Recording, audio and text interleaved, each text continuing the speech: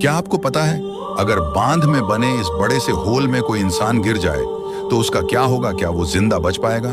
क्योंकि होल में गिरते हुए पानी को कोई भी कंट्रोल नहीं कर सकता। और इससे गिरता हुआ पानी कहां जाता है, चलिए जानते हैं दोस्तों।